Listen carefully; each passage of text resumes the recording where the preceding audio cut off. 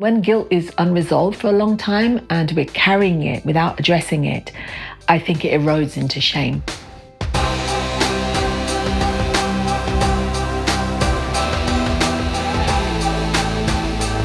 Welcome to the You and You podcast, hosted by me, Sanjiv Sangha. If you hear something that resonates with you today, please share it with a friend who might need to hear it. And if you'd like to support the podcast, please leave a review.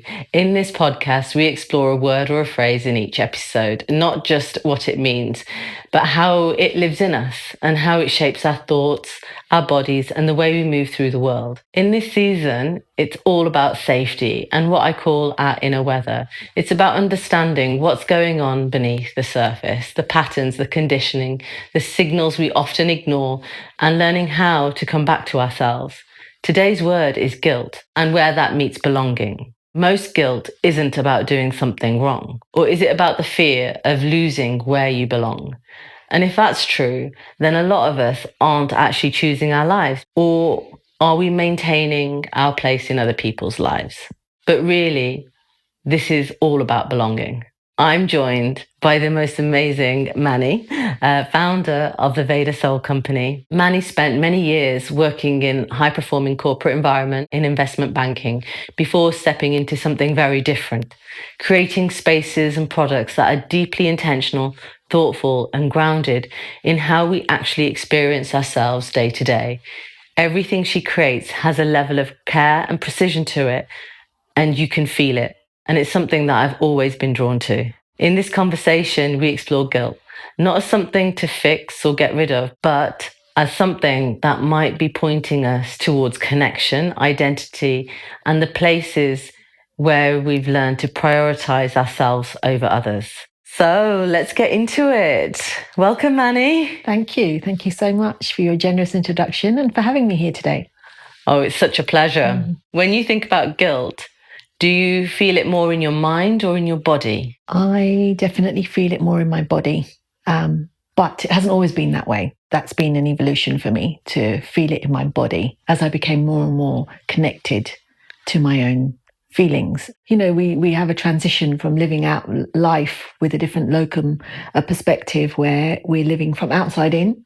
Yes. And it's all about what's happening on the outside world and what do other people think of us. And then I think we each have a journey through our lifetimes that takes us and switches that perspective from inside out. So as I became more inside out, I think it's dropped more into my body. So how long ago was that? I would say over the last decade, I've really started to process things more from a body perspective. That's interesting. Is that the transition point of when you left your career? I think it started happening mid-career, but I didn't know how to put language or terminology or understanding around that. So it was a little bit of a experiential learning, shall I say. When do you remember first feeling guilt? And what did you feel you might lose in that moment? So I remember feeling guilt from quite a young age, actually. And as I was contemplating this question, I was really thinking, did I even know what guilt was? But I did. Looking back on it, retrospectively, I did know what it was. I might not have been able to put a word to it, but it was really, I had this really immense sense of feeling responsible for everything around me. Yeah. And obviously that was trauma-led, which I didn't know at the time. And it was around not being able to leave a room when everyone else had walked out. It's like I felt like I had to stay. So a metaphoric room. So if, something was going on for someone and I felt like I needed to stay and be there, I felt responsible. Yeah. And when I was moving away from that space, then the guilt would come in. And it's this unfathomable kind of carrying of responsibility that wasn't mine. Was that because it was implied or because it was definitely requested of you? I think a combination of what was implied, expected, conditioned in me, and the way I had come to see life through my own experience as a child, going through the traumas that I've gone through and the experiences that I've gone through. And that's where I ended up thinking I was responsible. And obviously I've had to unpick that, but that's where I would say it started. Do you think guilt is something imposed on us or it's something that we learn? It's an experience we have. It's an emotion we have. I think in response to our environment. And some of that is imposed upon us. Some of it is learned behavior. Some of it's conditioned, where there's these secret unspoken codes that say, you should behave in this way. And when we deviate from that, we feel a sense of guilt. So I think it's a combination, but a lot of it is imposed, I would say, and it comes from ancestry. It comes from so many different things. Can you tell me what you think guilt is actually trying to tell us? It's like I think a two-sided coin. So there's one side of it, which is, I think guilt has a purpose in giving us a moral compass. So we feel guilty if we've done something we shouldn't do. We've spoken to someone in a tone or a manner or used language that was actually inappropriate. And that guilt, I would say, is relevant and it's healthy, because what it does is it guides us back to the center point of our moral compass. But then there's the other guilt, which is where it's imposed. And because we don't know how to live our lives on our own terms, we feel guilty when we're doing something that doesn't fit a norm. Whether that norm is healthy or not is another question altogether. And then when guilt is unresolved for a long time and we're carrying it without addressing it, I think it erodes into shame. What do you think it's cost you? Those times when you couldn't leave the room, the metaphorical room, which I think is great. It's a really interesting way of putting it, because I was like, leaving the room? But like the metaphorical room it's quite absorbing, I assume. But what did it cost you? It cost me connection with myself, because each time you stay in the room when actually perhaps is the moment you should leave, you're abandoning yourself to stay there. And I think through that journey, what I think I did, and I realize it now as I look back, and I've been on a deep kind of introspective journey of understanding myself and unpicking some of that stuff, is that all the places where I abandoned myself, where I didn't know how to embody my own body. So I stopped trusting my own body, and as a result, just disengaged more and more and more, became disconnected with my own body. And I think that's what it's cost me. And that comes with a plethora of other side effects. I think it's quite interesting how you also said that now you feel guilt in your body, whereas initially you were very disconnected from that. And that's where the words have the power. If someone says, they put the guilt trip on you, that those words have the power, because you don't have the reference point of going inside and going, well, actually, that doesn't feel good in my body. I don't agree with that. The words have greater power. They do. It's that moment where you kind of kick yourself for not saying something, isn't it? And staying silent. Do you think that is a cost also? The cost of staying silent when you're in that moment, do you think that adds to the guilt that you might feel? Because it is self-perpetuating, really, isn't it? Because that feeling, that sensation, like that I feel, and I feel like for me, it's a pull in my solar plexus now that I understand that, where it's my power center being pulled. But at the time, when I was unaware of all of that, then the guilt would just exacerbate and amplify, because each time you take a step away from succumbing to that guilt or that guilt trip or that power over, the guilt just amplifies, and then it just layers and layers and layers. And like I say, some of it starts rotting underneath into shame, and you're left with a lot of heaviness that you're holding, and then you forget why even, but it just becomes a part of you. So do you think guilt is something that we pay the price by to stay connected to certain people? I think so, especially when we're servicing that guilt. And not necessarily in a healthy way. We're servicing that guilt because it sometimes is the easier way of living. Like you just do what's being asked of you, and then you lose that sense of self. But then it becomes an identity, because there's that little bit of dopamine hit that you get from fulfilling that person or situation's needs, even though those needs go against your own needs. And then it just becomes, when it becomes intertwined with your identity, and I think that's where people pleasing and rescuing kind of becomes a big thing, because that becomes your way of being. That's the only way you know how to add value to the world around you. Do you think guilt is more placed on women than it is on men? Not in a cultural setting of us being brown women, but like just generally as male, female. Do you think women carry more guilt constantly? I would say there is some truth in that. And I think it comes from the just the nature of women's roles up until now, Yeah. where they are so multidimensional in so many, they're so many facets to a woman's life. Yes. And so many opposing facets, because career, work, motherhood, being a daughter, being a sister, being an auntie, so many, different roles which sometimes conflict with one another. So yes, I do think it, guilt is carried more because society will say, oh, but you need to be, a great mother. This is how, you're a great mother. And then people carry guilt because they're not hitting those bars, especially, if they're, nowadays it's in your face all the time through social media and so much information. But those values came at a point when a woman maybe wasn't working. Yes. They haven't been calibrated to a 21st century modern woman in her life.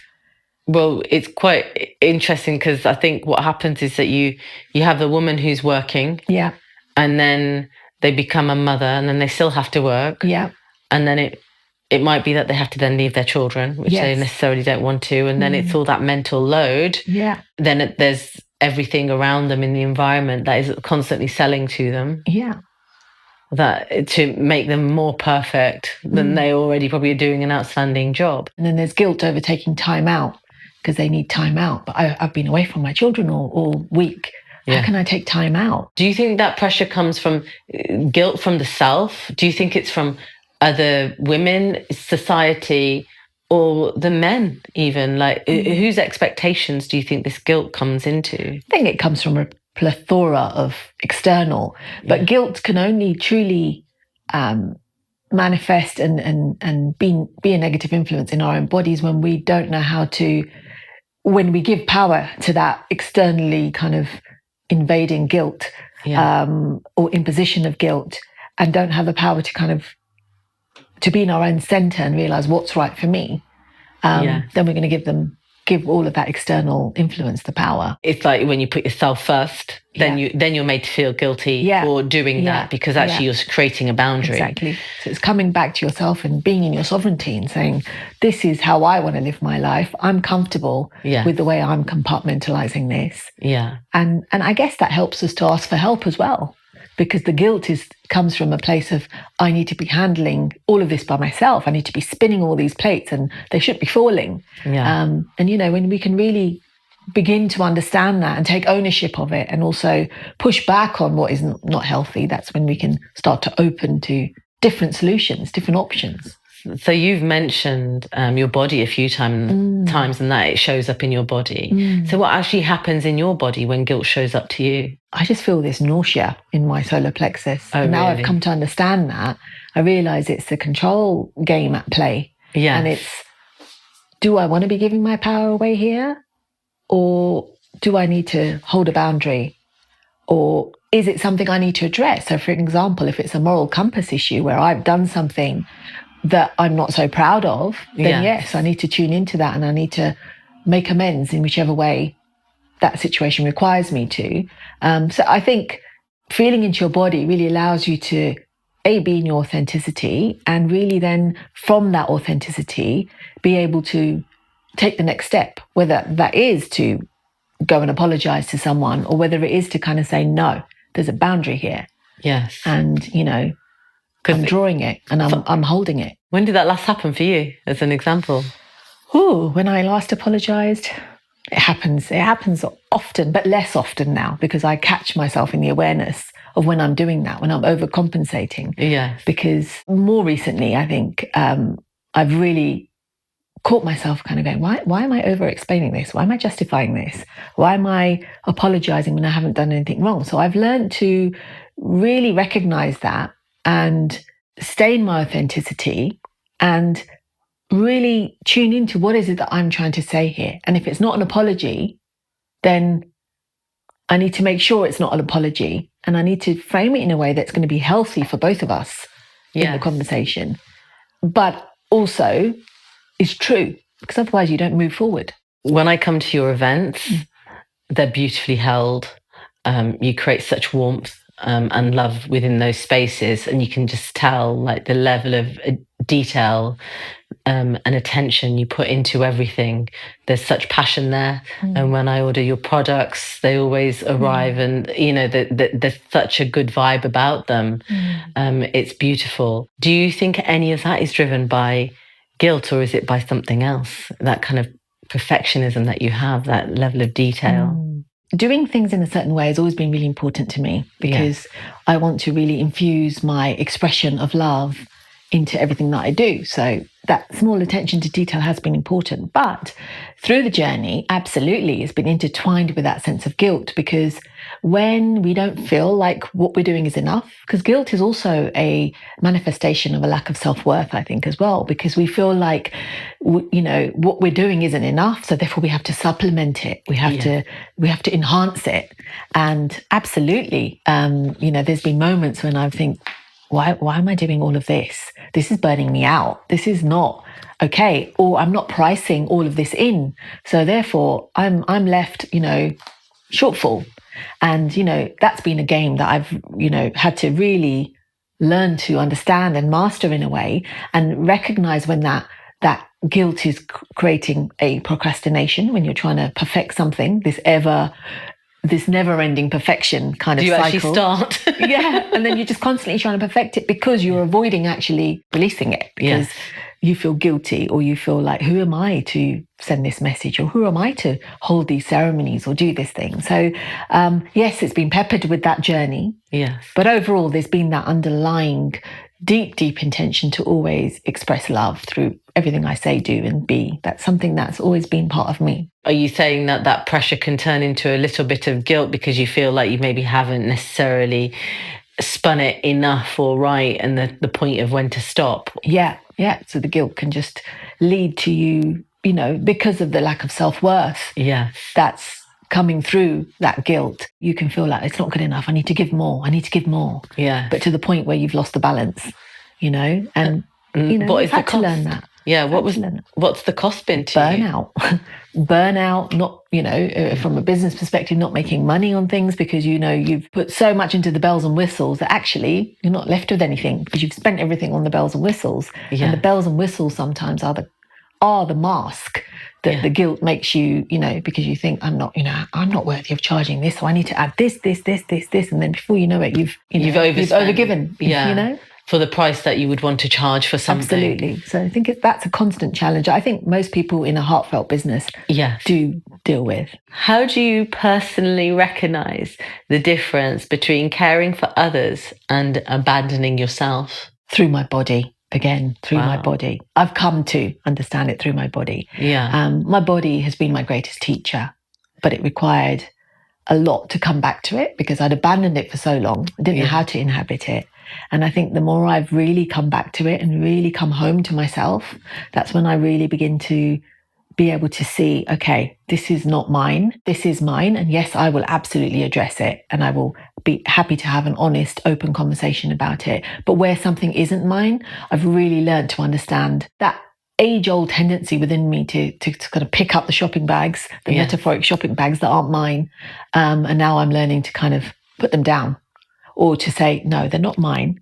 I can support you, but you have to do the carrying of that. And really, that's taken a lot of time, and it's still work in progress.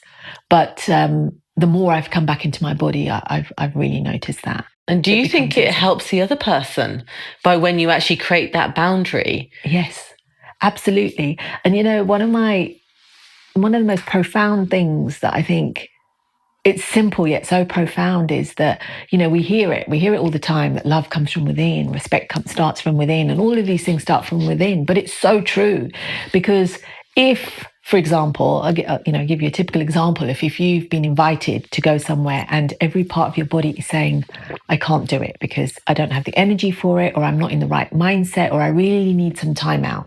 Like I've come to really make peace with the fact that there's a huge introvert aspect of me. So while I'm in my 4 of ceremony or doing any of the work that I do, then I can engage that extrovert part of me because it's there. But there's a huge part of me that's introvert. And I've come to really learn to love and respect that and not feel guilty for being in that introvert. And so there are times when I'm like, I really need to withdraw my energy. I need to go into my cave. Is that where you recharge then rather That's where than I recharge. with other people? Yeah, I recharge in my introvert space. Yeah. And I've come to really understand that. That's the way I work, and I want to honor that. Yeah. And what I've come to realize is if I'm just going to this event, despite every part of me saying, no, you need to, then I'm not going to do service when I go to this event because my energy won't want to be there.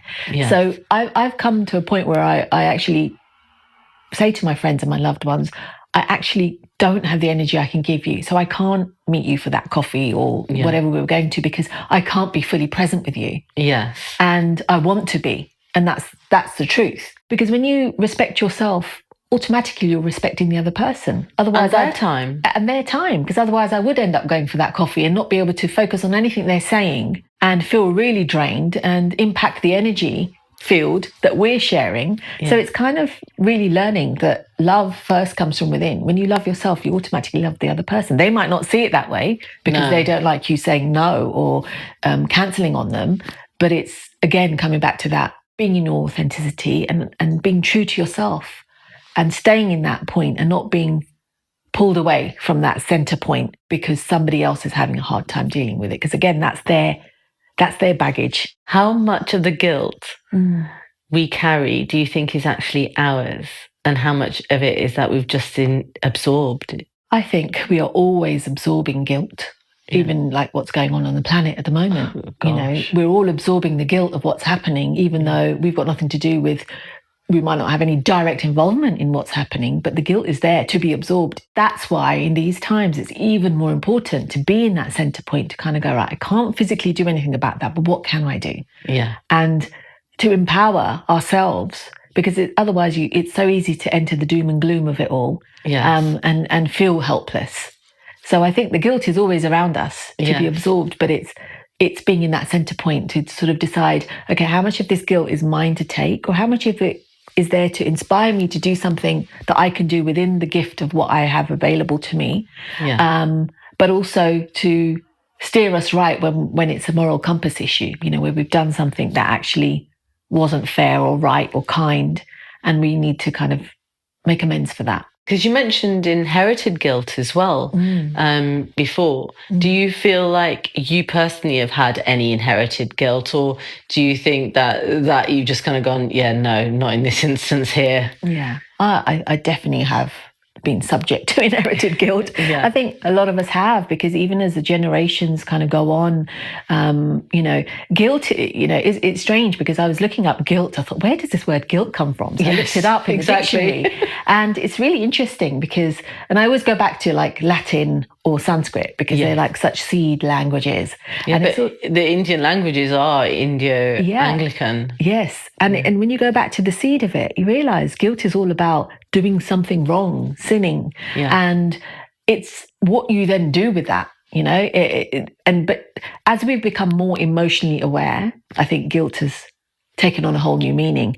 It's really become an emotional thing that we all carry, because as we've gone up through the generations, gone up the Maslow hierarchy, we've had the opportunity and what ancestors might call a bit of indulgence of being able to be emotional about things. You know, it's that typical thing when teenagers are having tantrum and their parents will say, God, first world problems. Yeah. But it's because, you know, we are, as a society, we're moving up the Maslow hierarchy. So things become, we have got time to really process our emotions. The education understanding is there. Psychology's advanced so much. And we understand how human behaviors works. I kind of get the idea of what a Maslow hierarchy is, but what is it? Yeah, so my understanding of Maslow hierarchy is, you know, it's a triangle, and it's the base of it is, you know, I need my food, I need my water, I need shelter. It's that one. And then you know, and as you go up the layers, it becomes more, I guess, eccentric, less materialistic, and more about the emotions. So obviously, the emotional kind of intelligence, which is why sometimes when we're having conversations with the elder generation, the emotion isn't quite there. Yes. And it's not because it's absent, it's because they're just not being used to accessing that part of themselves, because everything was about, I need to make sure function. I need to make sure there's bread on the table and roti on the table. And, I need to make sure the basics are covered. There's a roof over our head. We've paid the rent, or we're paying the mortgage on time, all of these things. And I think as we've evolved as humans, we become more aware of guilt. But guilt is still that thing that is around us all the time. How much we absorb it, in which way we absorb it, comes down to how centered we are in ourselves, in knowing ourselves. Yes, because you mentioned first world problems, and loneliness, which is epidemic at the moment, has been classed by some as a first world problem. And I'm thinking, well, actually, countries in the East, they're just a bit more open potentially to being in a bit more of a community, where we have gone into a very weird societal mode where we are so disengaged with people around us potentially, and our families, as people have moved away. But I'm wondering if guilt is one of the first things that humans ever felt within the tribe. I think, from my understanding of just seeing things back home in India and the village, and learning about different communities and tribal kind of dynamics, there was space to talk about that. So if something had happened, there was that community where you would, so there were no metaphoric rooms where people had left and there was no one there and then you felt responsible. There was that network to talk about these things. So guilt was probably there, but it didn't become a thing because it was talked about. It was mediated as well, wasn't it? Absolutely. And then it didn't have time to erode into shame, because it was, okay, you've done that to that person, should you have left them out there? Because they'd broken their leg. Should you have, all of this thing, and it's talked about. And I think that's the key thing. It's when things aren't talked about and they're internalized, then they start eroding into other things, and then they start spitting out into behaviors that are erratic, and actually very projection quality. What has it looked like for you to make choices that others might not understand? Empowering, but very lonely. It's a lonely space, because when you start to make those choices, especially when you haven't made them in the past, you are almost ruffling the feathers of an ecosystem that you've created around you. For example, we talked earlier about enabling and how sometimes we enable that behavior where we keep that loop alive. And so that person's always expecting us to drop everything and be there for them. And then when suddenly we don't, for them, that feels like a personal attack. So yes, it has felt really lonely, but keep coming back to the self and feeling how that feels in my body, and really understanding this. I can only truly respect another person or love or care for another person if I'm first doing that for myself. Because it can only really come from inside out. That's really helped me. But it's a lonely space, because you have to navigate the change of that whole ecosystem and people throwing their toys out of the pram because suddenly you're not behaving the way you used to. Like, this object is now faulty. It doesn't work the way it used to work, What do I do with it, And computer says no. Computer says no. And it's holding space for yourself through that, which I think is why we flake, and we might kind of stay with it for a few days, and then it becomes too hard But to change that ecosystem is where the real change happens. And you need the right support around you. You need deep awareness for that, to navigate that. So when the computer says no in your ecosystem, and you've created that change, and it's upset the balance of what was expected from previous past behaviors, learned behaviors, have you managed to rectify those spaces in your new equilibrium that is acceptable? Or do you still find it's still choppy waters? It's something I'm still working through, but I'm finding it easier, because I'm learning to recognize this projection or this behavior that's coming back at me. How much of it is mine? How much do I need to go and have an honest conversation and try and help that person to understand this isn't personal? And how much of it is me? Is it for me to kind of say, that's your stuff, you need to work it out. So while I've invested a lot in conversations, I'm also then recognizing really being discerning with where I'm supporting someone to understand the changes that are happening, and to help them to not take them personally, but also to recognize when I'm then veering into over-explaining territory, where again, that's guilt, because it's like I have to explain myself. I have to justify my behavior. So it's a real kind of fine line. Do you think that sometimes there's actually no point in having to explain the change, that you just have to let them deal with it? Yes. Or is that harsh? I've had to really learn that, I think. And there are certain relationships where I've just kind of said, explaining this isn't really going to get me anywhere. And it's going to probably turn into something really toxic because that person's situation dynamic is not ready for that, or it's just not the right time or space. And do I want to invest that energy? And it's kind of picking your battles, really. Yes. So I have learned to start stepping away in some cases, and I've had to really deal with the guilt in that, because it's like, well, you could be helping here, and actually you've just stepped away. But again, redressing, but is that mine or is that theirs? Yes. And it's a constant assessment situation. If someone feels like being themselves might cost them belonging, what would you want them to know? This runs through the trail of my work, which is bringing people back into their own power. Because, we've given our power away to so many places. It's like we've got all of these little power cords coming out of our solar plexus, and at the end of each power cord, effectively, is a remote control, which the person that you've given it to probably doesn't even know that they're holding, but they can press your buttons because they can make you feel guilty.